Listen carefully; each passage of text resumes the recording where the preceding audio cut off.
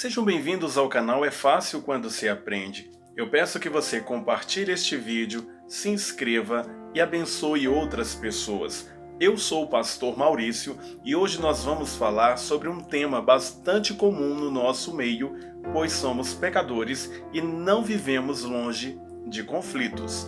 Quero falar sobre o conflito. Nós temos conflito no trabalho, conflito dentro das nossas casas, conflito em todos os âmbitos onde tem seres humanos. Por isso, não temos como fugir do conflito, pois estamos em meio a pessoas pecadoras, onde algumas são mais espirituais e outras mais carnais. Mas independente da condição da pessoa, não tem como nós vivermos longe de conflitos. Mas vamos falar um pouco sobre o conflito dentro das nossas casas, o conflito familiar.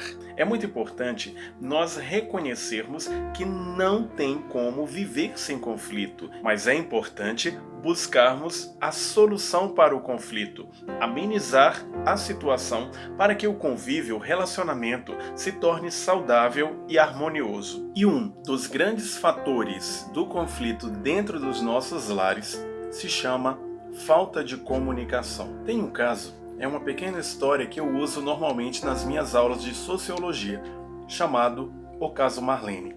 E eu quero compartilhar nesta hora este caso. Ele diz: Marlene era casada com Paulo há 4 anos e o seu relacionamento não estava muito bom, pois Paulo chegava tarde em casa todas as noites. O tempo foi passando e Marlene começou a ter um relacionamento com Pedro, tornando-se sua amante. Pedro morava do outro lado do rio. Todos os dias, Marlene atravessava a ponte para encontrar-se com Pedro.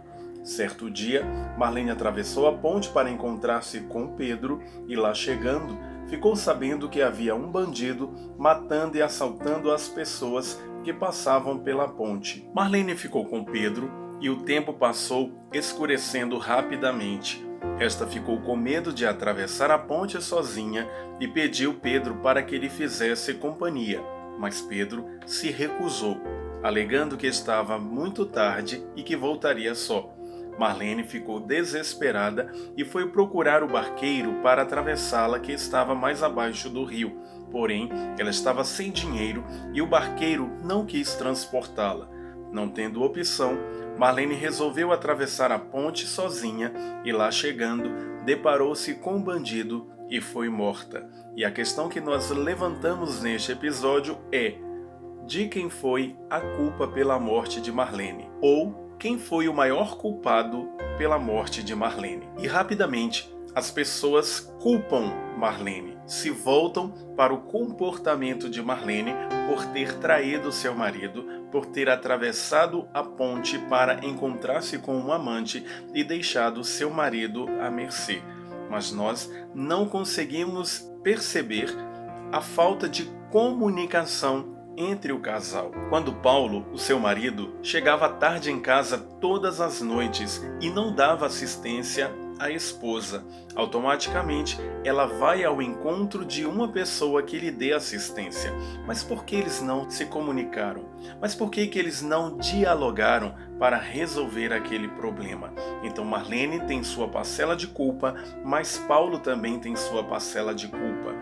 Já perceberam que nós podíamos resolver os problemas, os conflitos dentro das nossas casas se nós usássemos mais a comunicação? Mas infelizmente nós viramos as costas uns para os outros, não comunicamos e não passamos aquilo que está dentro do nosso coração, não demonstramos aquilo que nós sentimos ou pensamos, e com isso contribuímos para o aumento do conflito dentro da nossa casa. Na maioria das vezes, o conflito ele vem de influências externas, influências de fora, mas muitas vezes do nosso próprio comportamento dentro das nossas casas. Vários fatores podem contribuir para o aumento do conflito dentro da sua casa, como o estresse do cotidiano, como a sobrecarga no trabalho, a sobrecarga na faculdade ou em todas as áreas que nós nos envolvemos diariamente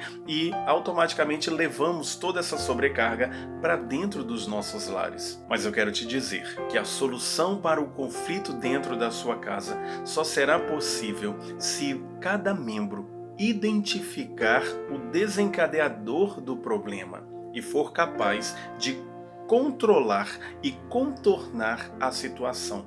E juntos é que poderemos solucionar os conflitos. E todos os dias surgirão novos conflitos. Por isso, todos os dias devemos dialogar, devemos sentar, conversar com os nossos familiares, pedir a Deus sabedoria para conduzir cada conflito dentro das nossas casas. Saiba que o Espírito Santo de Deus está contigo e vai te ajudar a solucionar cada conflito que você tem enfrentado.